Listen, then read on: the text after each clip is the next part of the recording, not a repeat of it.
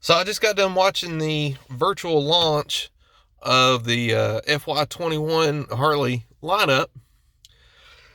Man, it ain't much.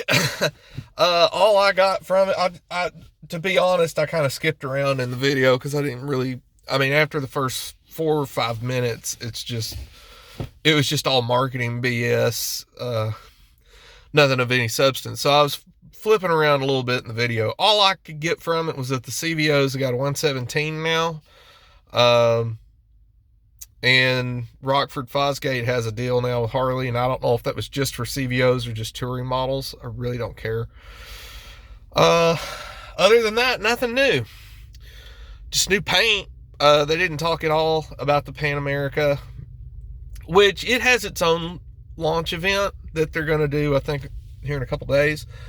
But man, nothing about the custom, nothing about anything else. This,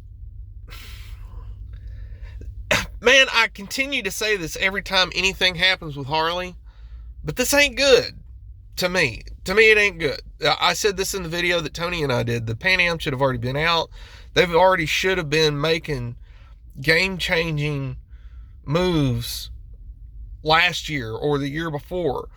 21 to me was a do or die year for them, and from what I've seen, it ain't doing it.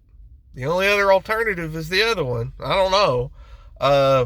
I'm sure they're going to be okay, but they're not going to thrive. They're not going to come back from anything, not with a lineup like this.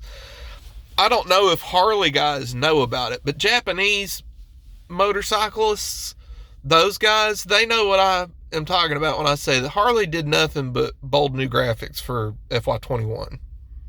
That's an old phrase. What it typically means is when they didn't change shit on the bike except the color of it, they'll put it in the marketing. Hey, bold new graphics for FY21 fiscal year, for model year 21, bold new graphics. When they say that to make it sound a little bit better than we didn't change shit, which is kind of what they've done. I don't see any major changes. I don't see any information on new models. People keep talking about the custom. If it's like the Pan Am, custom's going to be like FY24. The custom's going to be like model year 24. If it's anything like the Pan Am was, it's ridiculous how slow they're moving. And, man, it ain't good. They really needed to come out swinging in 21. And I don't think that virtual launch event did a damn thing for anybody. I mean, just there was nothing there. It was a 40-minute video of nothing. Here's some new colors. Here's some new speakers. The 117 ought to be what they have in all their bikes, just be honest, because Indian's got the 116 standard in all their air-cooled bikes. And then if it ain't air-cooled, you got the Challenger engine and the Scout engine, which is 100 plus horsepower in the Scout, or 100 horsepower in the Scout, and then 100 plus in the Challenger.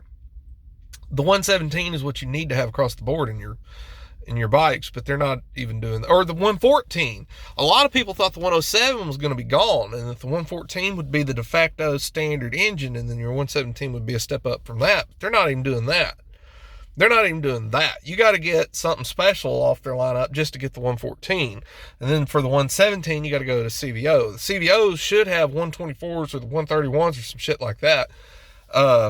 Your LRS, they got these engines. They got these big ass engines that produce a lot of power, and they won't put them in anything. They're going to charge you like $7,000 just to use them, just to have the privilege of having that 131. It'd be a lot simpler if they just put it in the bike to begin with. They'd sell more bikes for sure. Oh man, it's real disappointing, and they're getting tore up on Facebook right now because of it. Tore up. So we'll see where it goes. I'm going to wait until they launch the Pan Am video here in a couple days. But me and Tony we got words about what's going on with Harley, because as of right now, I ain't impressed for shit.